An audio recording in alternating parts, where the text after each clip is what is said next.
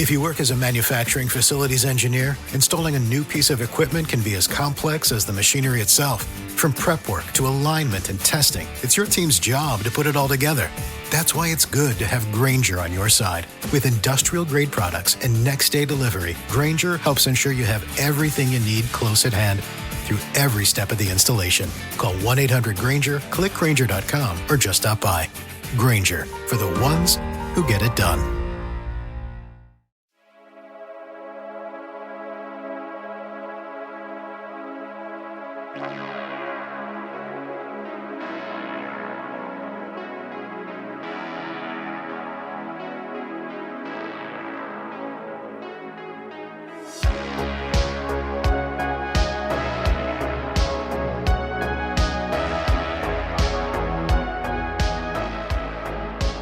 Coming to you from 4,200 feet in the hills of Oregon, it is the voice of Chi-Town, the reddest beard in the high desert, your host of the Make It Out Alive, the MOA Broadcast, Sam Wilson.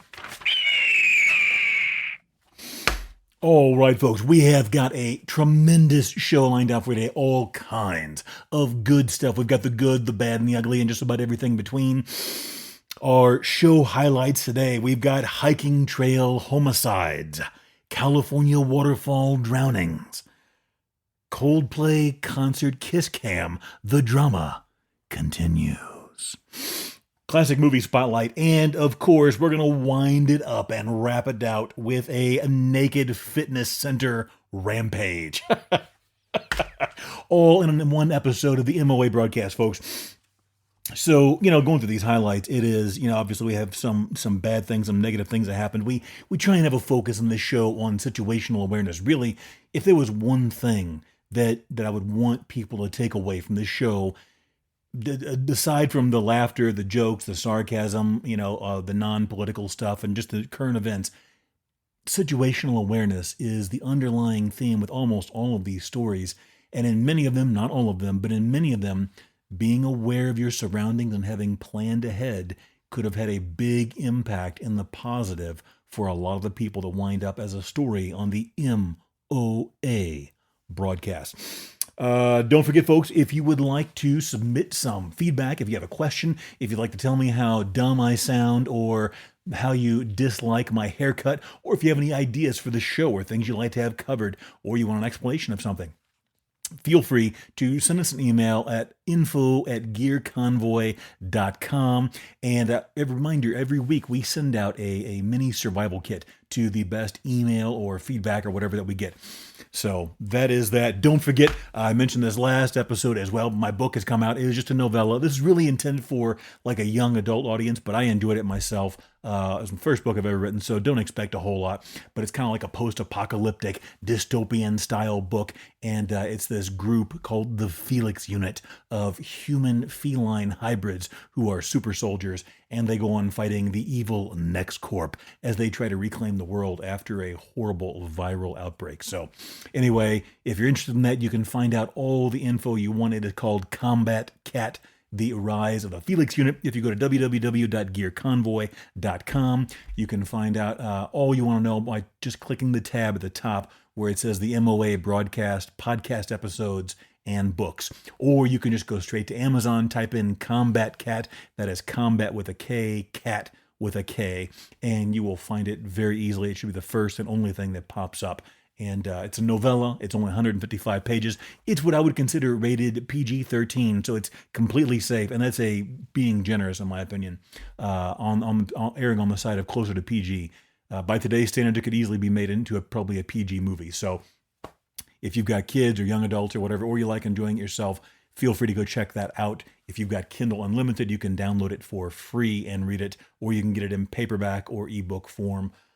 If things go well, I didn't really do it as a commercial endeavor. It was something I just kind of wanted to do, say I was able to put a book out, even though it's a small one. If I ever get any, good feedback, then I'll continue. It was set up to be a series. So anyway, that's enough on that. And again, if you have any questions or comments, feel free to email us at info@gearconvoy.com. We got a bunch of good stories, but first I want to tell you, if you've been a regular listener to the show, I'm a big fan of cats anyway. And the two cats that have been hanging out around their strays, feral cats, whatever you want to call them, street kitties, at my door, I've nicknamed them or named them Mr. Floofers. He's a big fluffy cat, and Dark Knight. Both of them are pitch black. And anyway, Dark Knight, who turned out to be a female, just had a whole litter of pitch black kittens. So I'm going through kitty food like you wouldn't believe, taking care of these cats. I used to think I was a tough guy, but now I know these cats have me wrapped around their finger or their paw, their toe bean, whatever you want to say, because I feed them constantly. Okay, that's enough chit chat. Let's get right into this. Man, the first story, let me get a sip real quick, but man, this first story is a tough one, folks.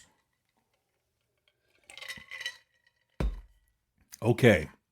This comes to us from the New York Post, and the story originated out of Arkansas State. Devil's Den is a state park or a BLM, Bureau of Land Management, state-owned park or whatever there. Devil's Den mom was slaughtered after saving daughters and then running back to help husband, according to police. Again, the story comes to us out of the New York Post. Horrible story. We're going to jump right in here. A teacher who authorities say admitted to fatally stabbing a couple he didn't know who were hiking with two of their children in an Arkansas state park is expected to have his first court appearance Friday. And the way the story was written, I'm assuming this was Friday, I guess that would have been the 1st of August. So he's already had his appearance. I don't know what they did there just yet. Andrew James McGann, 28, has been charged with 2 counts of capital murder in the killing Saturday of Clinton David Brink, 43, and Kristen with a C, Amanda Brink, 41.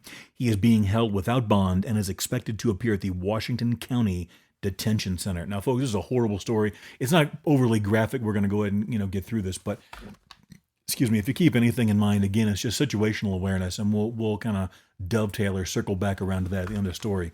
But the details are this: Arkansas State Police Colonel, I'm guessing that's Colonel, where they put it might be Corporal, but probably Colonel, Mike Hagar said authorities are trying to determine a motive for the attack at Devil's Den, a 2,500-acre state park near West Fork, about 140 miles northwest of Little Rock in Arkansas, the state capital. The trails have been closed to the public since Saturday. They arrested McGann, who is the alleged murderer, on Wednesday at a barbershop. We're going to get back to that in a minute, but at a barbershop in Springdale, about 30 miles north of the park, said Major Stacy Rhodes, commander of the department's Criminal Investigation Division. So what happened is this. Apparently this family, Clinton David Brink, 43, and Kristen Amanda Brink, 41, were hiking with each other and their children. Their 2 children were ages 7 and 9. And this allegedly homicidal maniac, I guess he was just in the park. I don't know if he went, we'll get to some details here in a minute, but it appears as though he went there with bad intentions in mind. He had his license plate taped up and other things.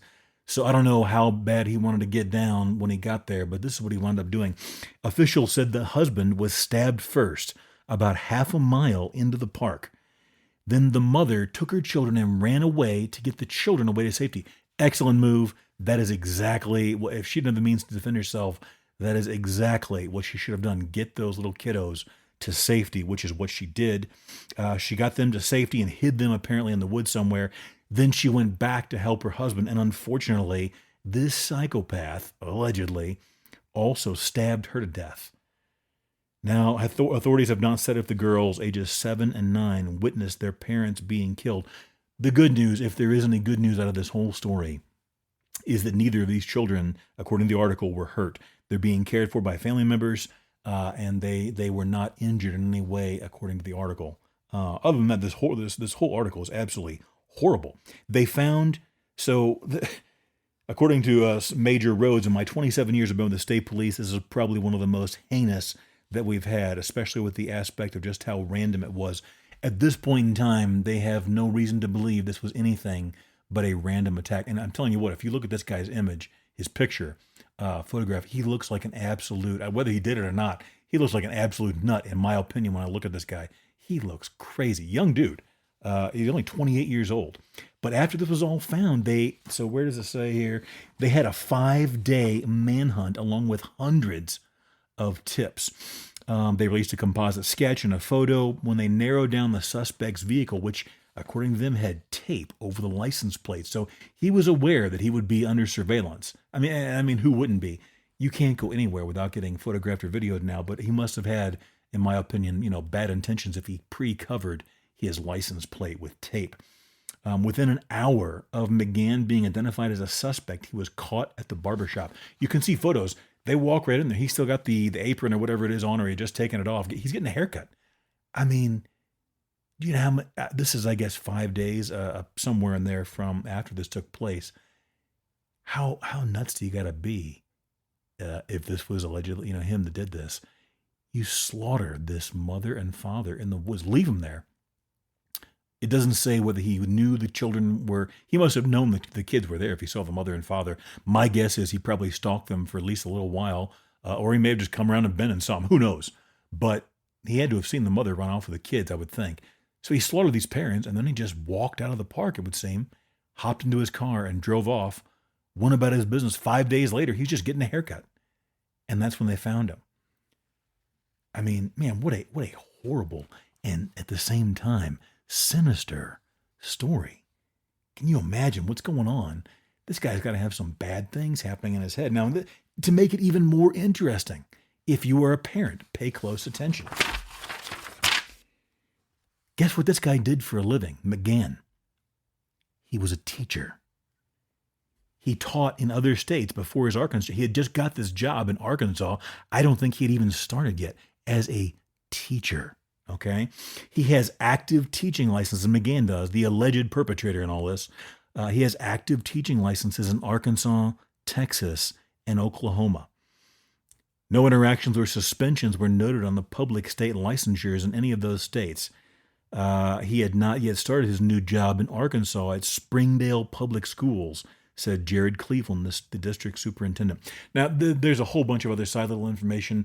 Apparently, he had had some disciplinary issues at least one of these places. He had been cleared or whatever, or there had been no sufficient wrongdoing found to terminate him. But clearly, this was a disturbed individual if it was, in fact, him. And think about this. Before this double homicide, capital murder, this guy allegedly that did it, he was a teacher around kids, like young kids. In the article, it was 2 or 3 of the articles I read, they had some conflicting information, but he was around young kids, like 10, 12, 14 years old. That's why, I mean, it's incumbent upon parents to be aware of what, not that that could have prevented this, but there was an interview with one of the moms who said that her kid came home and was saying some very disturbing things about this guy. And anyway, it's just scary. So man, if you got kids, be careful. Just because somebody is a teacher there doesn't mean everything is kosher and cool and all right, because I am sure every parent that recognized this guy's name is just cold sweating it now and thankful that nothing happened to their kids, because there had been some allegedly creepy behavior report on his behalf showing favoritism and some inappropriate behavior. That's all I really said. So I don't know what exactly happened, but this guy probably was starting down a bad path if that was indeed what happened. So man, the other sad thing is the Brinks. This were the victims, the mother and father. The mother and father and their 3 daughters had just moved from South Dakota to the small city of Prairie Grove in northwest Arkansas. Clinton, the father, was supposed to start working as a milk delivery driver on Monday, according to Highland Dairy, his employer. Kristen Brink had been licensed as a nurse in Montana and South Dakota before moving to Arkansas. So what a horrible tragedy. Now, we're not going to sit here and point out what these folks did, could have done, whatever, right, wrong, indifferent. This could happen to anybody. What can you learn from this? If it was me, I mean, this is something that I think about. Obviously, I do a radio show and a podcast on this kind of stuff, so clearly I'm going to be thinking about this kind of stuff all the time. But what can you think about this without being a radio show and podcast host about the Make It Out Alive theme and situational awareness? That's it, folks, is situational awareness, being aware of your surroundings. And that doesn't always help because sometimes people can come out of nowhere, but also having some type of plan, especially if you have family. And I'm not knocking this father at all. His family has my deepest, sincerest condolences. This is horrible. But think about it. If that was you, what would you do? Now that we know this kind of thing can happen and has happened, what would you do differently? I'm not going to advocate various things as far as self-defense. There are tons of podcasts and radio shows and YouTube channels and stuff that talk about all kinds of things from firearms to other weapons. You can do that on your own. To me, the main thing is, like with all of the situational awareness stuff and preparedness stuff, think about it beforehand. Have a plan, and what are you going to do to help prepare and defend your family if something like this happens? Not everybody lives in America, so there are a lot of different options that are on the table for some that may not be on the table for others. But the main thing is be prepared. Think about this stuff beforehand.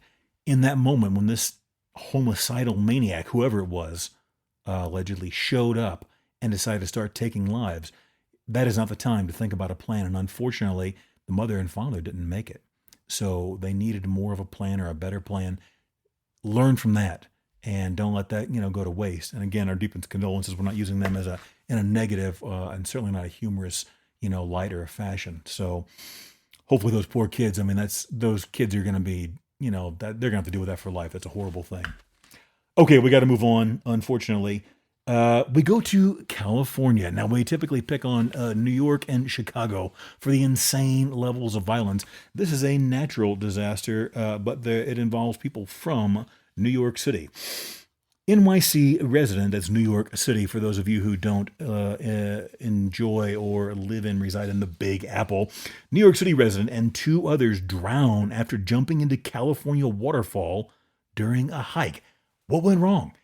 Guess what? I read 4 different articles. I still don't know exactly what happened. But this article comes to us from the New York Post, and we're going to hammer right through this.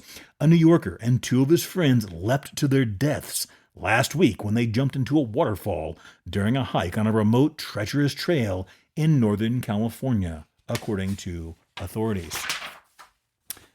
Names: Matthew Anthony, 44, of New York City, and 5 other hikers. There were a group of 6 hikers that were on this hike. They set off into the woods Wednesday in Soda Springs, about 3 miles off Donner Pass, a 7,000-foot high alpine trail in northern Sierra Nevada. 7,000 foot, that's pretty good elevation in North America. I'm in the mountains here at 4,200 feet, just high of a mile high. For those of you who don't do America, a mile is 5,280 feet. Now, it's an insane way they came up with that number, but that's 5,280 feet. That's a mile high. 7,000 feet is significantly higher, so that's a pretty good elevation. And they were about 3 miles off Donner Pass. If you ever want to do some scary research, look up the Donner Party and Donner Pass. Another tragic, that would be an original MOA broadcast right there about what happened to those poor folks. I think about 80, 84, 85, 81, something like 80-something people took off on their way to Oregon or California, and about 41 to 45 of them survived. I'll let you figure out what happened if you do your research. But the Donner Party, look it up. Interesting. That's Donner, Donner Party. Okay, after hiking rough terrain for 3 hours, Anthony and 2 of his friends, Valentino Cruz, 50, and Matthew Schonecker, I'm not sure, 50, both from Los Angeles, decided to cool off by jumping into Rattlesnake Falls. According to the sheriff's office, the Placer County Sheriff's Office, the men never came out of the water after they took the plunge. The other 3 hikers, now I hate to say this, but the other 3 hikers made the right decision. They did not jump in after these 3 guys didn't come out. Guys, this is like the age-old principle. Let me get a sip here real quick. My throat is taking a beating. This is like the age-old principle. When you watch pre-flight, when you watch one of those videos on the airplane, or the stewardess, or whatever they call a flight attendant, whatever the current politically correct name is, when they tell you, if the mask descend, if we're losing altitude, put your mask on first before you help others. You have to do it that way. The human inclination in most people, especially non-selfish people, is to help their fellow man or their family member or their mate, their spouse, their child, whoever, first. That's wrong. Put the mask on first, because if you go down, then you have no ability to help others, okay? I remember once I had a training class, multiple training classes, in fact, in confined spaces. Now, confined spaces are like, tunnels, caves, small areas, and long story short, frequently they can contain hazardous gases or fumes that can knock you out, that can be fatal very quickly.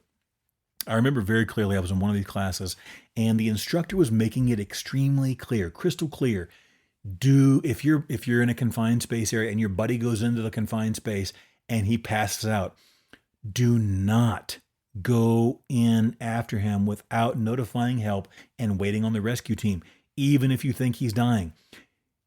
Because what's going to happen to you? If he went in there and passed out, you're going to go in and get 2 or 3 or 4 steps in and pass out too. And now either 2 people are going to lose their lives, or 2 people now or more are going to need rescue before anyone can be saved.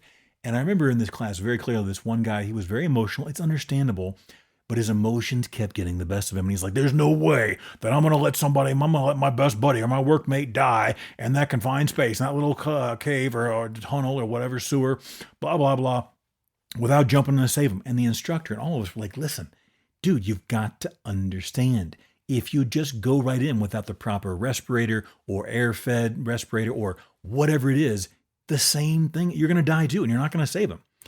So you've got to resist that emotional, and it's a very human, sympathetic urge to jump in and help someone. You can't do it. And fortunately, these guys made the right point, the right choice. That is my whole point of that side story there. Let's see, after they jumped in, the other 3 hikers did not jump in. The men, unfortunately, never came out of the water after they took the plunge. The other 3 hikers did call 911, and rescue workers began a frantic search, but the 3 initial hikers did not make it. It took 4 days to recover the bodies. Now, here's the tragic thing of this. These 3 victims had volunteered for the International Circle of Genetic Studies. I have no idea what that is, but according to this, is a program that connects professors of genetics and molecular biology to undergraduate and high school students to conduct studies and research in the field. And what I mean by that is, I have no idea what bearing that has on the story. Is that why they were in California? Is that why they were on the hike? I don't know. But this is the interesting thing. One of the 3 hikers who died after jumping into the California waterfall was a former diving champion. The rescue involved the sheriff office's dive team, search and rescue units, CAL FIRE's technical rescue team, and California Highway Patrol's helicopters all contributed to the search. The 3 hikers who didn't jump in were taken off the trail by a helicopter while the search continued for their friends. A local diver who, and according to one article that I read, was hired by one of the family members of one of the guys who jumped in and unfortunately deceased. Juan Heredia was part of the team that found the bodies. He did 4 dives of almost 3 minutes each in deep, ice-cold water. So for those of you that don't live at elevation, you got to understand that even in the middle of summer, water is ice cold at higher elevations. Like I said a minute ago, I'm at 4,200 feet here in the hills of Oregon. There is the Williamson River is 3 minutes from where I live. I go fly fishing there often. You can go in the middle of July or August when it is 102 degrees, and that water, which is coming off of a mountain glacier or whatever, it is freezing cold.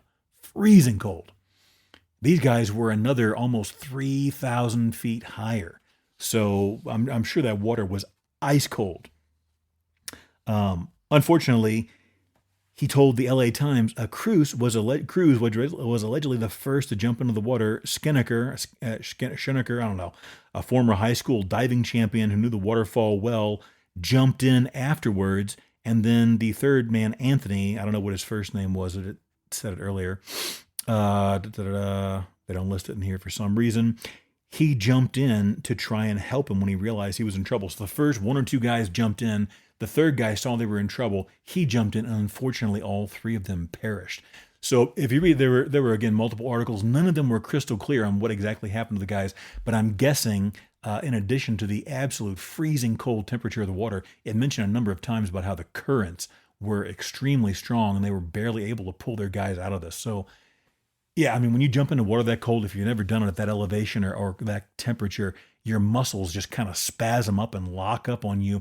You do not, even if you're young, these guys were younger, you just do not have the stamina and the ability to swim like you would in warmer water. They probably thought it'd be warmer, or I don't know. Either way, horrible tragedy. All 3 of them died. And, Yeah, you got to test those waters first, and that wound up being a fatal mistake for them. Okay, we covered this last episode. I'm not going to get super deep into this because it winds up turning into gossip. Let me get a sip here.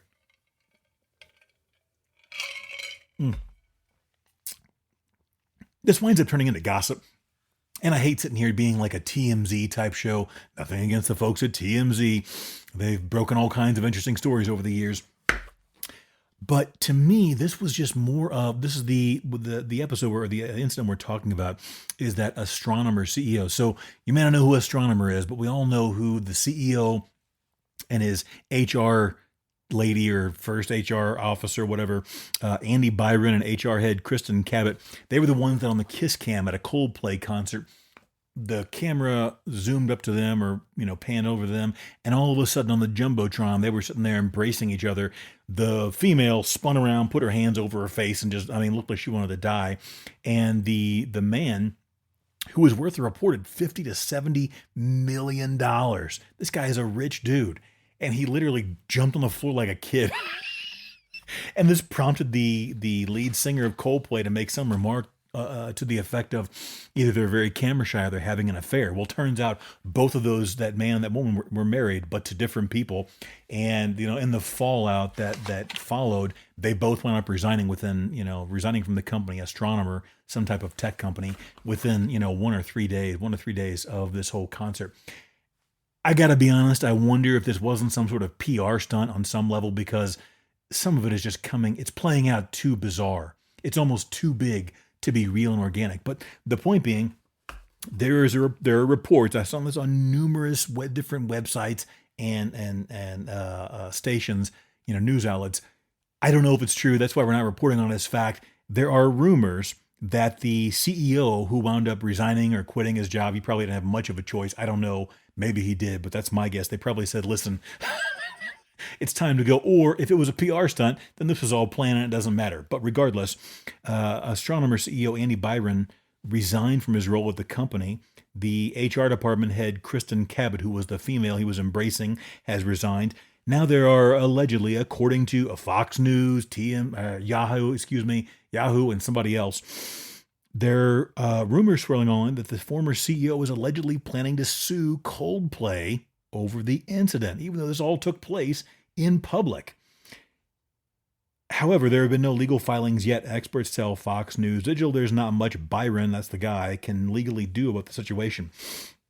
According to employment attorney Ron Zambrano, or Zambrano, however you say it, Andy Byron has, quote unquote, has zero grounds to sue. In fact, his lawsuit is dead on arrival, he explained to Fox News Digital. So who knows? I don't know why he would sue. If this was indeed a legitimate situation or a real, mishap, I would think he would want this to go away as quickly as possible, whatever. To me, this is not so much about the drama of it all, people's affairs, whether they're, in the extramarital sense, but their business. That's their business. If they make it public and they do things in public, then they're going to get what they get, I guess. I don't like to focus on gossip, but to me, the main thing was this is a teachable moment on the power of things going viral and the power of the internet. Guys, if you don't go on social media much, like X or Twitter as it's called, and TikTok and Instagram and Facebook and all the others, within 24 to 36 hours or less, this whole thing was everywhere. On the internet. It was everywhere. There were memes being made. There were video memes being made. There were reenactments being made by people at actual sporting events. There were t-shirts being sold. There were stickers being sold. This was, without a doubt, absolutely one of the most viral moments in recent history, by far, easily. So just a reminder, man, you never know. And there's an old saying, the internet never forgets. There's another a newer saying, the internet is undefeated. Man, you do not want to create a moment like this for yourselves like these folks did. And there is no walking away from. Now, if it was a PR stunt, then hats off, because slam dunk, they have etched this thing in stone as far as the public is concerned. But we'll probably never know what the actual truth is. But Okay, that's going to do it, folks. We got to go to break. When we get back, we're going to do a classic movie spotlight. This is a big one from John Wayne. I know you'll like it. It's one of my absolute favorites. We'll talk about it more when we get back from the break. More Make It Out Alive with Sam Wilson after this.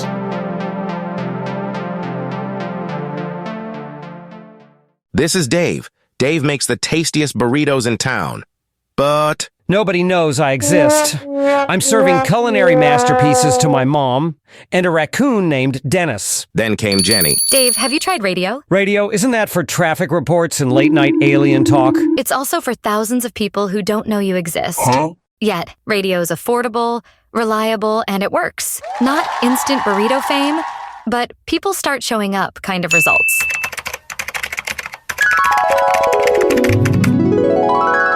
So I partnered with Gold Country Radio, and now people know I exist. I've got new customers, catering calls, and Dennis brought a possum. I think they're dating. I told you. Radio gets your business heard. Next up, we a second table, maybe indoor seating. Want to get your business heard?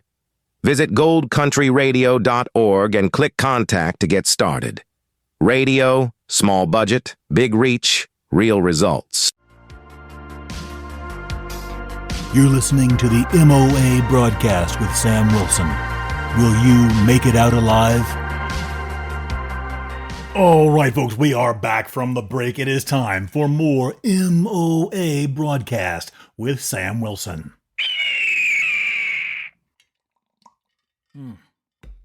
Okay. Now, before we got to the break, we were going to talk about our classic movie spotlight. I've brought up many times on the show, I am not a huge fan of, no criticism or whatever, I don't care. I'm not a huge fan of most of the movies and television programs being made today. I don't watch anything current. I just found out on the TV that I have here in the shop that's set up for the, the camera, the security stuff, that I can actually watch television shows. I had no... I'm not a very computer literate person, but so occasionally I'll watch old programs on that. Right now I'm on a Wise Guy kick. If you're not familiar with the show Wise Guy, this was a great show. It wasn't what I would consider maybe top tier, but it was very good, very entertaining. What it lacked, as far as being technical quality, it made up for in being entertaining. You had Ken Wall, Nicholas Banks, who, he's made a resurgence in recent years with I believe the Breaking Bad show. I haven't really seen that either, but I know he's on it.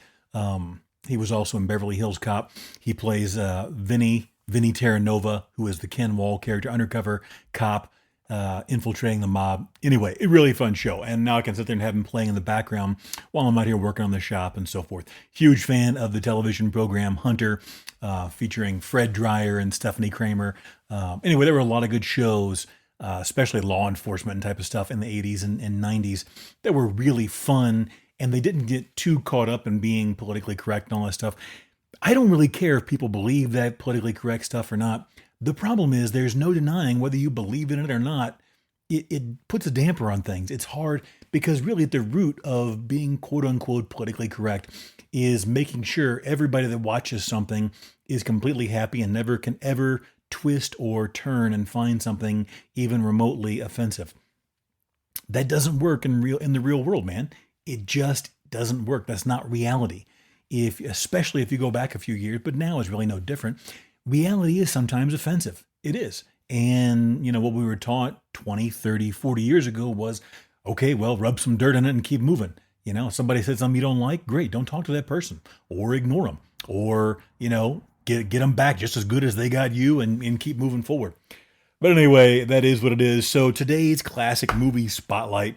I'm also a big fan of the movies from the 60s, 70s, 80s. There were a lot of very good and in some cases very raw films that were made back then that just cut to the quick of a problem, and they didn't worry about anybody's feelings, and they were very entertaining.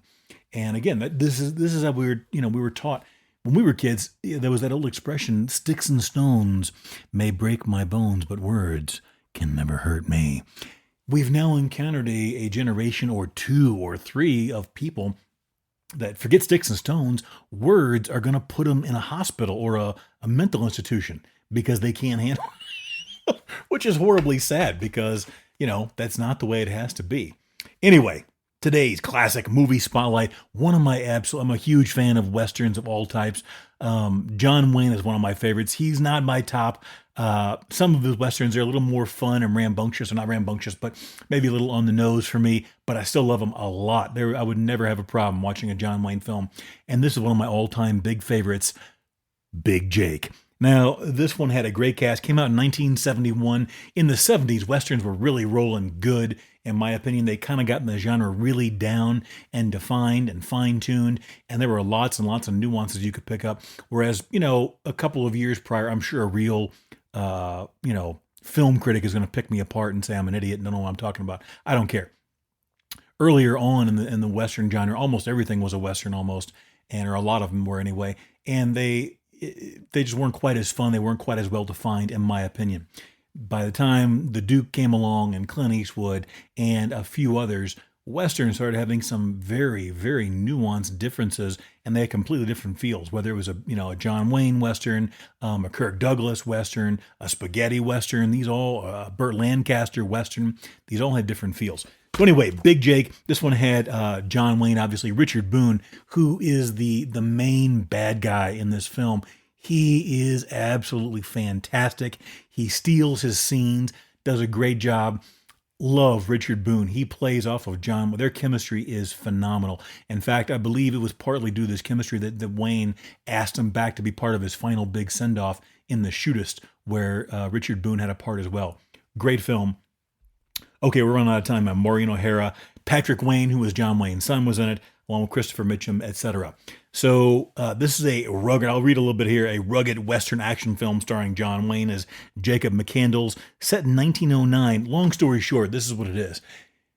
John Wayne plays Jacob McCandles. He's kind of separated, divorced, or whatever it is, estranged from his family, but he's super rich. He was a cattle baron.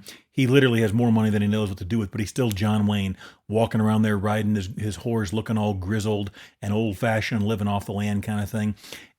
But his family, where he left the money with the wife and such, they have more money than they know what to do with. And Richard Boone has his band of bad guys, which are handpicked for this mission. They kidnap McCandles, John Wayne's grandson, who is actually played by his real life grandson in this film, or maybe it's his son in the film, but it's his grandson in real life. Really fun movie. And he has to go back and retrieve him. So he takes his son, Patrick Wayne, and a couple of others, Christopher Mitchum, and this Indian guide tracker dude. And it's a blast. If you have never seen this movie, Big Jake, strongly recommend it. Got to go out and watch it. This is extremely family friendly, easily be a PG film by today's standards. You can watch it with the whole family. And in my opinion, it may not be one of the absolute best Wayne films, but it is easily one of his absolutely most entertaining to me. A big bowl of chili, and this film is a great time anytime. So there's also a neat juxtaposition of the Old West and the progress, the modern progress is coming. You see the kind of conflict between John Wayne, playing Jacob McCandles. Jacob McCandles wants to keep his horses, but the cars, the automobiles are kind of making the scene, and along with other technology, magazine-fed weapons among them. It's a lot of fun. Wayne makes a lot of fun of himself in this film. It's very lighthearted, but he is a straight up killer in this film. No quarter is given. So great film. If you haven't seen it, go check it out. Again, one of my absolute favorites. Great Western and a great John Wayne Western. Very entertaining. So Big Jake, 1971. Okay, now we go to the story. I wanted to get to this last week, but I ran out of time. We're going to have to keep it down to a couple of minutes because I want to get to the MOA preparedness segment, which is a big part to me, and it's a lot of fun or very entertaining and informative. So we'll keep moving. This goes back to COVID-19, and we've covered masks and vaccines or shots or whatever in the world those shots they were pumping people full of and boosters were. You got to admit, no matter what your beliefs are on that subject, you've got to admit the world went a little crazy in 2020. This whole thing happened so quickly. And let me get a sip here, folks.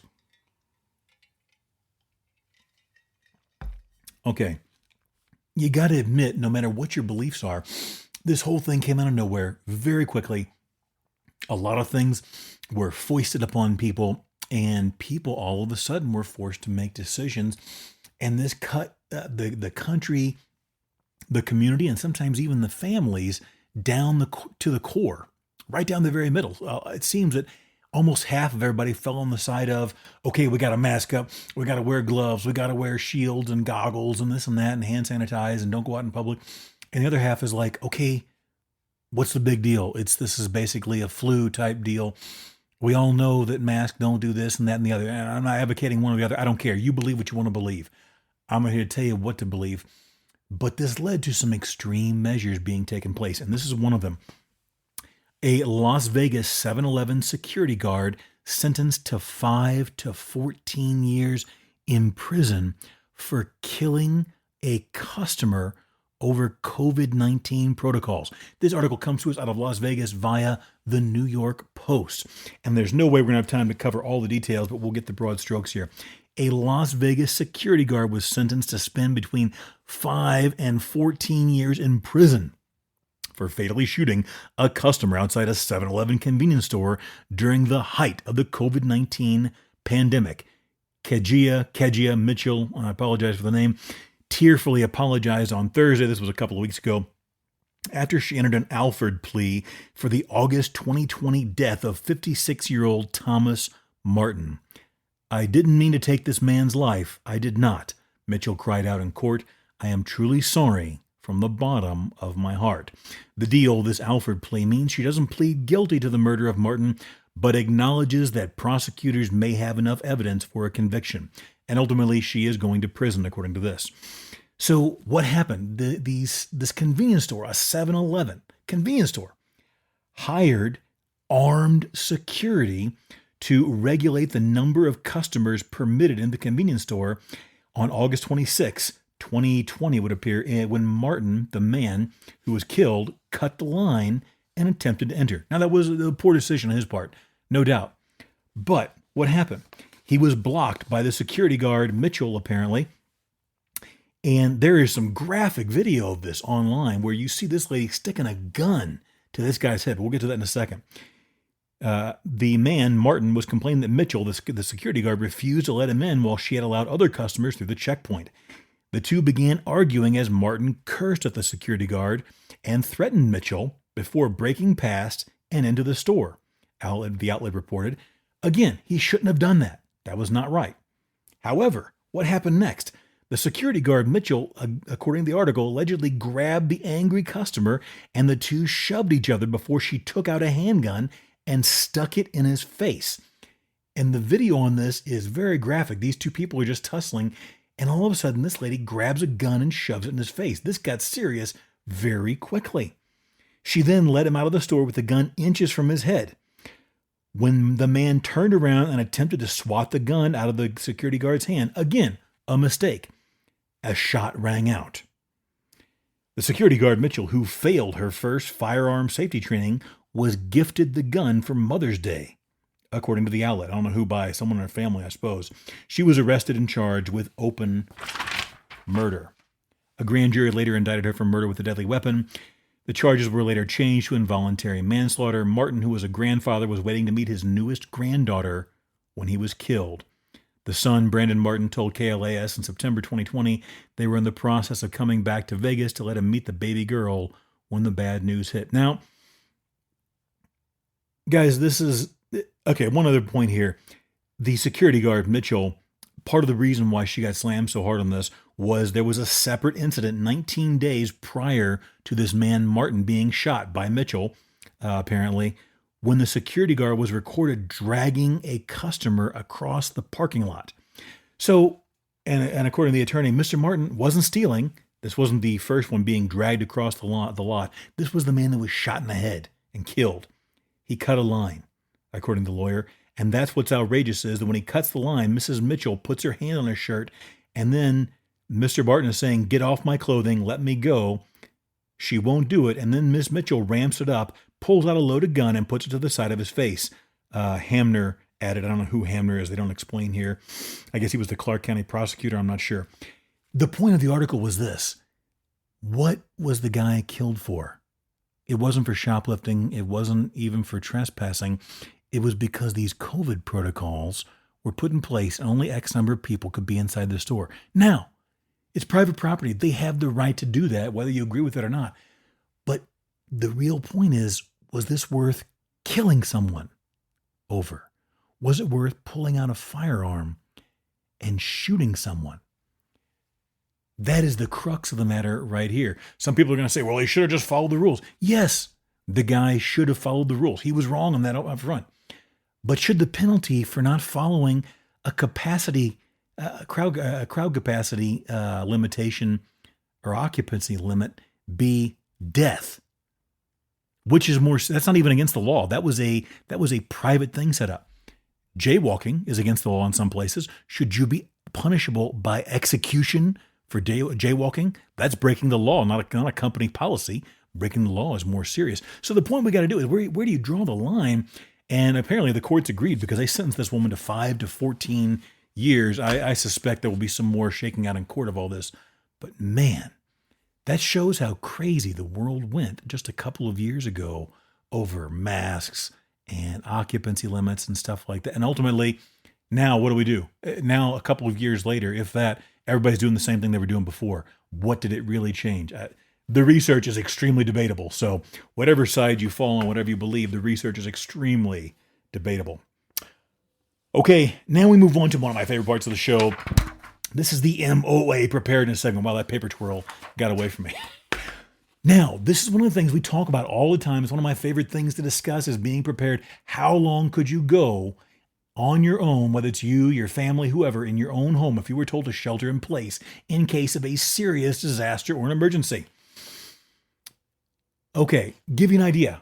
Here where I'm at in the hills of Oregon at 4,200 feet, we frequently, especially in wintertime, have power outages. We have to go on generator power and other things because it's just rough. We're remote and isolated. The nearest actual town or city is about a solid 35-minute drive away. Okay, so during one of these recent power outages, within the last couple of months anyway, a neighbor, someone close by, their power went out. They needed some assistance. Now, they had all the supplies they need, but they had never used them. A lot of this stuff was still in the packages or had been just opened up and hadn't been, tested. They had a generator, but guess what? They didn't have actual oil for the generator. It was just as shipped from the manufacturer. So they had no oil. They had gasoline, but no oil. They couldn't use the generator. So it did them no good at all without oil. It's just like any engine. You've got to lubricate it with oil. They didn't have that. They had flashlights and lanterns, but the incorrect batteries. They needed like those big 9-volt, loaf of bread size, almost like a big handful battery, what they used to call a dry cell type battery. They didn't have those. So their lanterns couldn't be used. The flashlights they had, they needed, I forget what it was. It was either C or D, whatever it was, they had the opposite. So bottom line was this.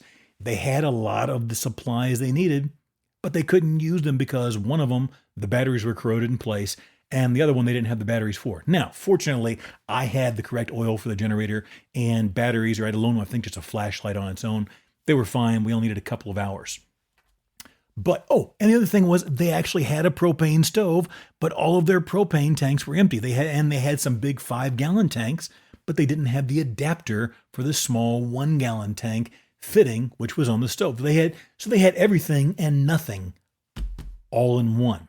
You don't want to be that person, guys. You want to be prepared.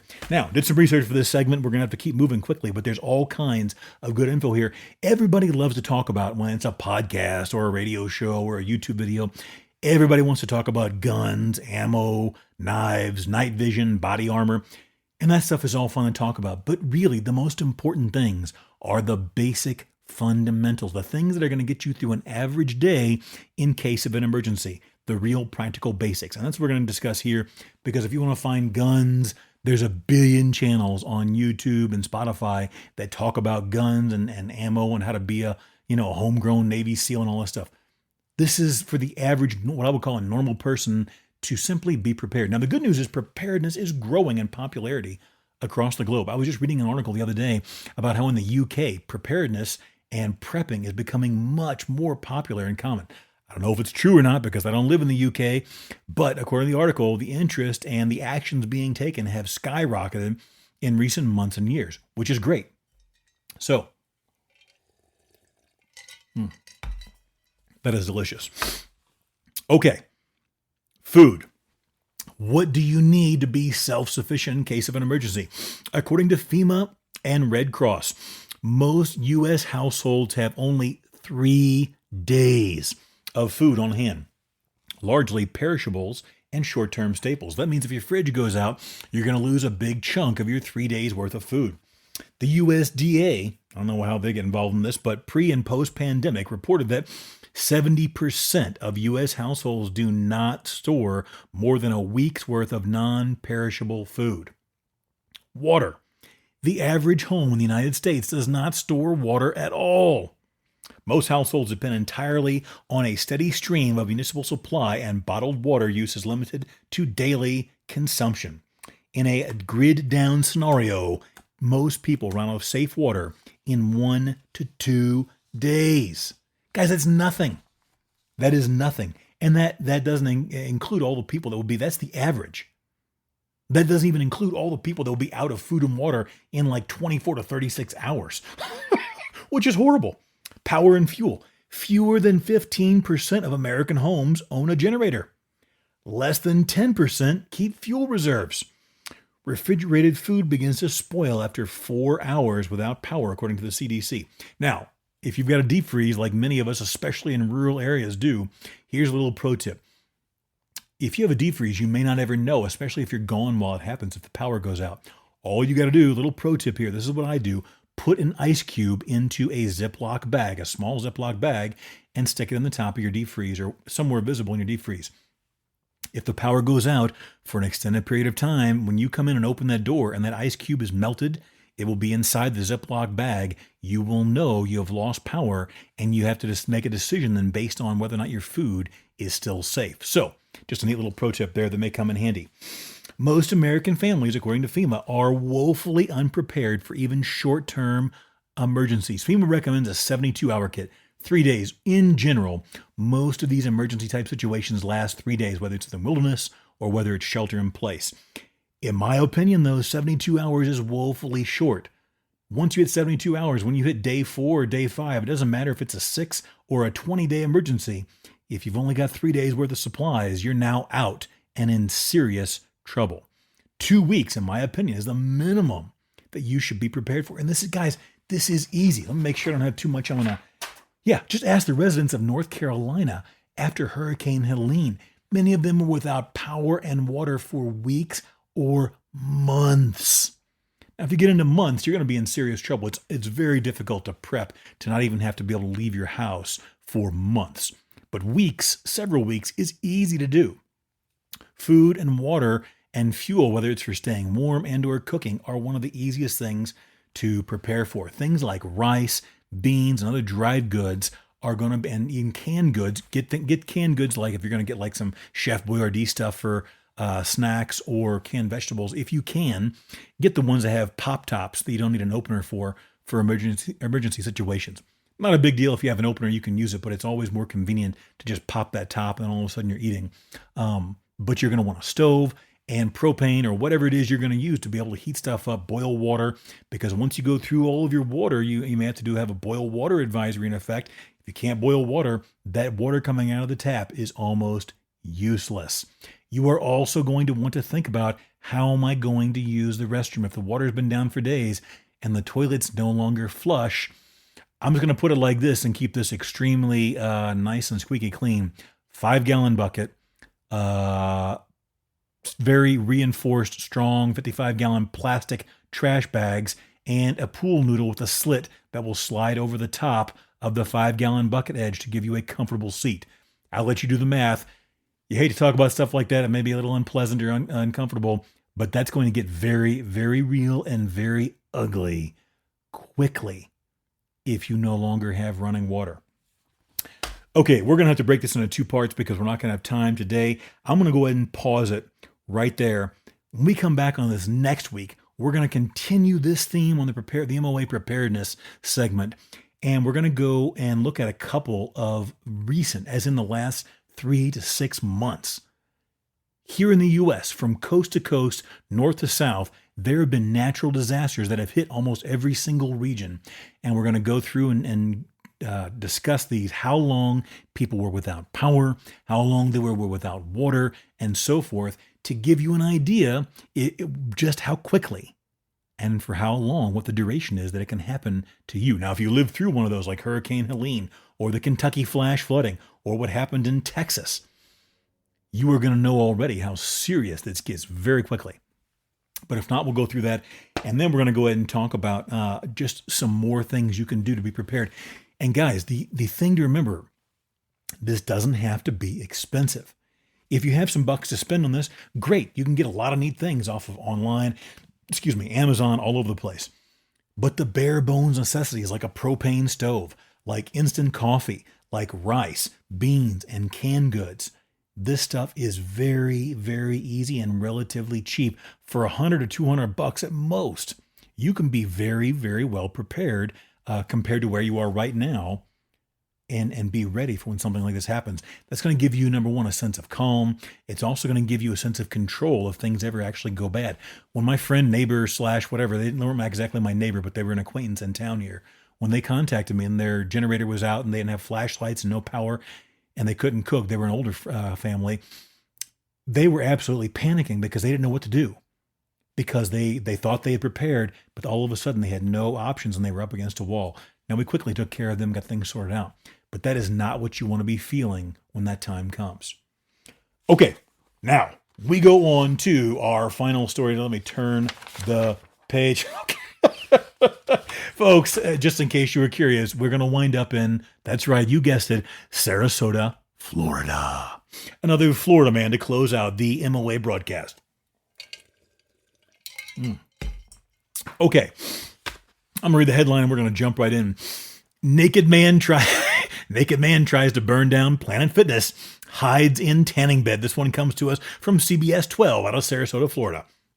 Deputies arrested a naked man at a Sarasota Planet Fitness who not only attempted to burn down the gym for some inexplicable reason, but also turned it into his own personal naked romper room playground before being found hiding in a tanning bed, buck naked. I mean, I gotta tell you, Florida, they never disappoint. Gotta love it. On Saturday night, deputies from the Lee County Sheriff's Office, the LCSO, said that they had responded to reports of a naked man running through the Planet Fitness on South Tamiami Trail and attempting to start a fire in the bathroom for unknown reasons. Surveillance footage captured Henry Antunes Alvarado. He was reportedly asked by staff to leave the gym at closing time due to his erratic behavior and allegedly being buck naked. Surveillance footage allegedly captured Antunes Alvarado, 25, sprinting down through the facility without any clothes in all of his glory, entering various rooms and even lying down on a hydro massage bed while in the nude. Deputies said he even climbed into the gym ceiling, causing ceiling tiles to fall as he tried to clamber through the ceiling passages through the building. LCSO, that is the sheriff's office, reported that they eventually discovered him hiding inside of a tanning bed, completely naked.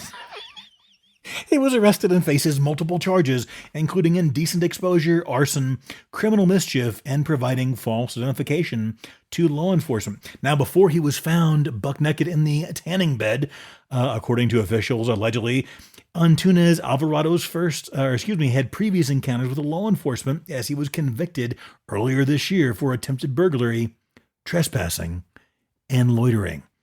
No word on whether or not he was naked for those crimes as well. Well, I guess at least now he doesn't have to worry about tan lines. All right, that's going to do it, folks. Remember, don't wait to prepare until it's too late. If you don't make it out alive, you don't make it out at all. Stay safe out there, folks.